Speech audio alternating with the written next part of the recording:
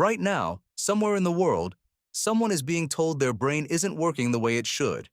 And for most of human history, that sentence didn't exist. Not because mental illness didn't exist. It absolutely did. Depression, psychosis, anxiety so severe it couldn't be hidden. These weren't invented by modern psychiatry. They were there. In every civilization, in every era, in every family that ever existed. The question is, what people did about it. And the answer is stranger, more brutal, and more surprisingly human than almost anything you'd expect. Because some of it will shock you, and some of it looks uncomfortably familiar. Let's start with the oldest evidence we have. In 2017, archaeologists studying skulls from a site in France dated to around 6,500 years ago found something that stopped them cold. Several skulls had holes cut into them. Clean, deliberate, circular holes. And the bone around the edges had regrown. These people survived the procedure. Someone cut into their skull, on purpose, while they were alive. And they lived long enough for the bone to heal around it.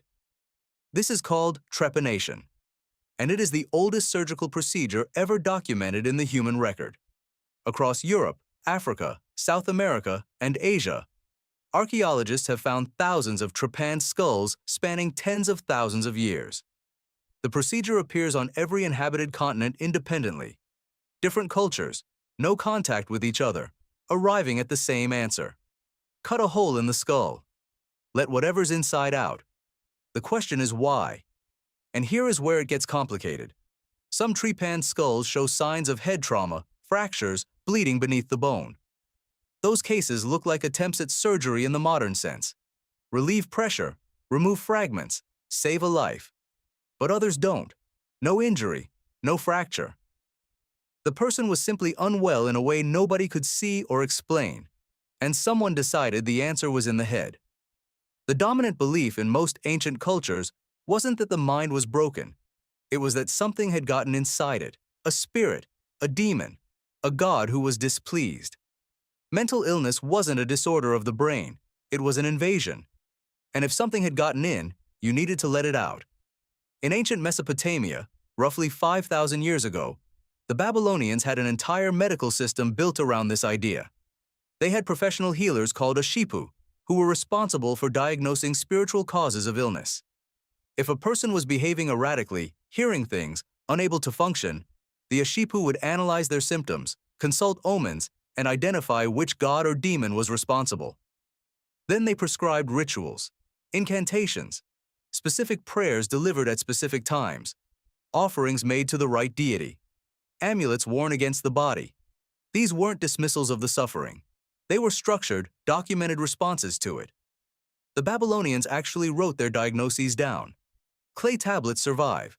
And when modern psychiatrists have reviewed those tablets, they've noted something uncomfortable. The behavioral descriptions are accurate. The symptoms being described match what we would today call depression, psychosis, mania. The cause was wrong. The observation was not. Ancient Egypt had a similar framework. The Ebers Papyrus, one of the oldest medical texts ever found, describes a condition involving extreme sadness, confusion, and withdrawal. The suggested treatment involved a combination of herbal compounds, specific spoken prayers, and something the text calls driving out the tormented one. But here's what's important. Egyptian physicians also prescribed exercise, social contact, conversation, music. They used what they called treatment through the ears, exposure to calming sound as a deliberate medical intervention. Not because they understood neuroscience, because they observed that it worked. In ancient Greece, the framework shifted. Hippocrates, writing around 400 BCE, made a claim that was genuinely radical for its time. Mental illness was not spiritual. It was physical. It came from the brain. Specifically, he argued it came from imbalances in 4 bodily fluids he called humors. Too much black bile, and a person descended into what he called melancholia, what we would now call depression. He was wrong about the mechanism, but he was right about the premise. The brain was the organ. The suffering was medical, not a punishment, not a possession, a malfunction of the body. This idea did not win immediately. It coexisted for centuries with supernatural explanations. Ancient Greece treated the mentally ill in temples dedicated to the god Asclepius. Patients would travel to these temples, sleep inside them, and wait for healing dreams. Priests interpreted the dreams and prescribed treatment accordingly.